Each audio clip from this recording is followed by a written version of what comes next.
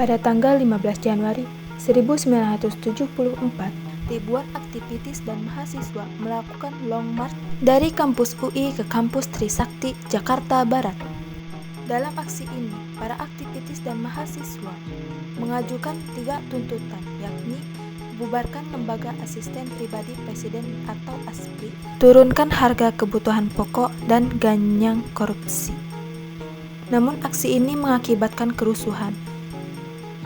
Alhasil, ratusan kendaraan buatan Jepang hangus dibakar massa. Gedung-gedung dan toko-toko juga dijarah dan dibakar oleh massa.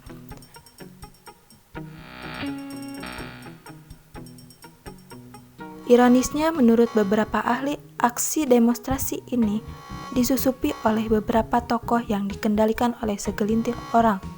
Tujuannya tak lain adalah untuk merusak citra mahasiswa, dan demonstrasi ini dinilai gagal.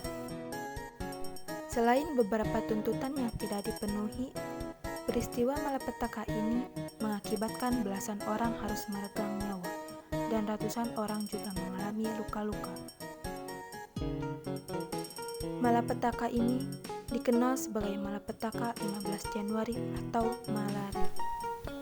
Lantas, apa yang melatar belakangi peristiwa Malari? Siapa aktor utamanya? Dan bagaimana akibatnya kemudian?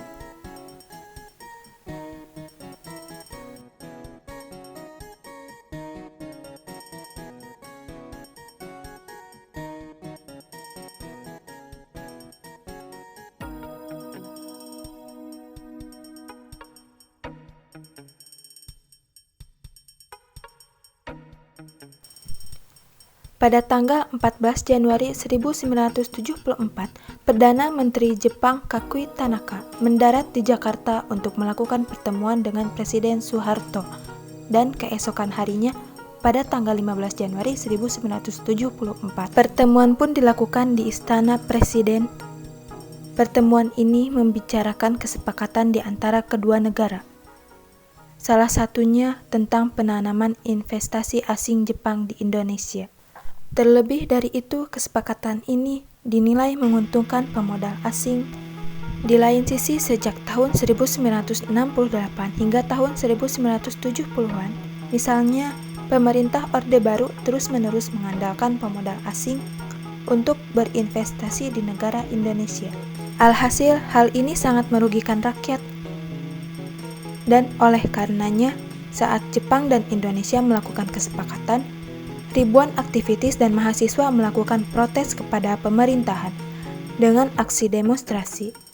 Aksi demonstrasi ini dipimpin oleh Harriman Siregar, dan pada tanggal 15 Januari 1974, ia mengajak ribuan aktivis dan mahasiswa untuk melakukan long march dari kampus UI menuju kampus Trisakti dengan beberapa tuntutan.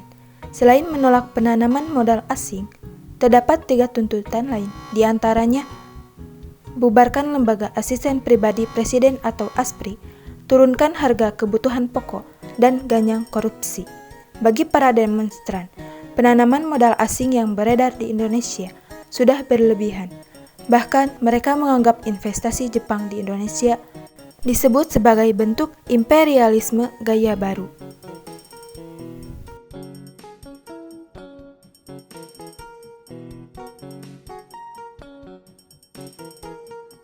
Saat para demonstran melakukan long march dari kampus UI, aksi demonstrasi ini pada mulanya berjalan dengan lancar dan tanpa adanya kerusuhan.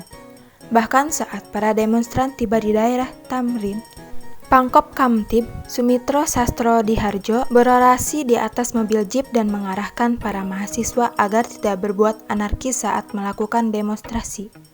Di lain sisi, ketika ribuan mahasiswa melewati kantor CSIS, yang merupakan lembaga penyumbang pemikiran kebijakan ekonomi pro-korporasi asing, para demonstran mengungkapkan kebenciannya kepada Ali Murtopo, yang mana kala itu Ali Murtopo menjabat sebagai Wakil Kepala Badan Koordinasi Intelijen atau BAKIN, atau yang lebih dikenal dengan ASPRI Presiden Soeharto.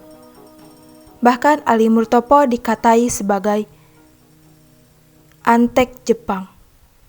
Ali Murtopo yang kala itu berada di kantor CSIS geram saat mendengarnya dan ia sempat mengeluarkan pistolnya untuk ditodongkan di hadapan para mahasiswa.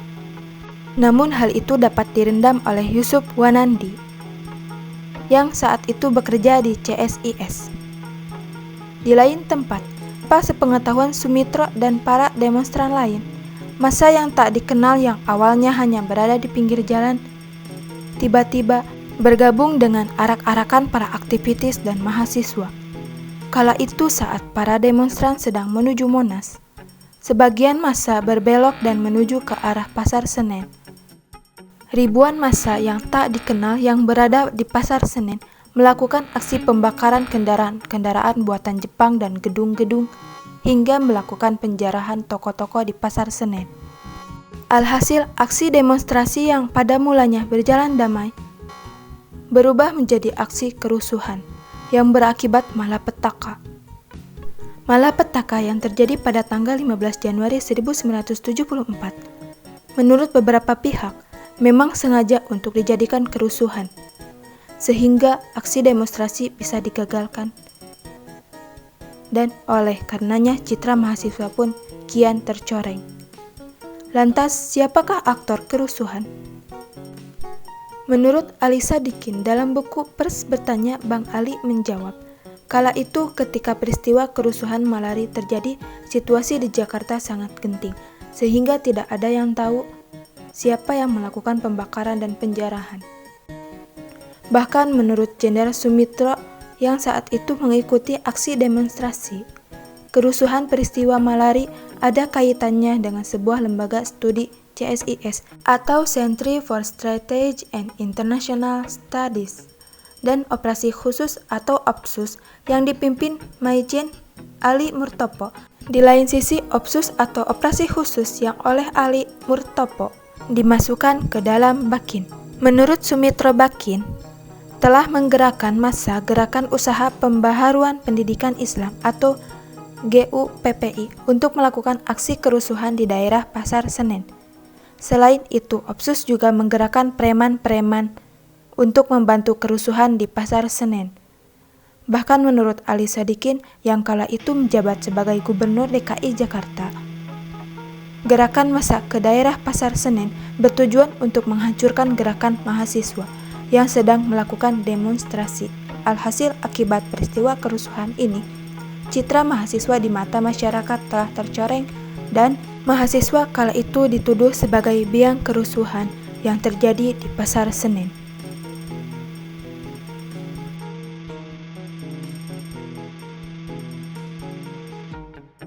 Akibat malapetaka yang terjadi pada tanggal 15 Januari 1974 atau yang dikenal sebagai Malari itu, sebanyak 807 mobil dan motor buatan Jepang hangus dibakar massa, 11 orang meninggal dunia, 300 orang luka-luka, 144 buah bangunan rusak berat dan 160 kg emas hilang dari toko-toko perhiasan. Merespon kondisi ini, pemerintah Orde Baru kemudian menangkap sebanyak 775 orang yang terdiri dari aktivis dan mahasiswa, termasuk pemimpin gerakan Hariman Siregar.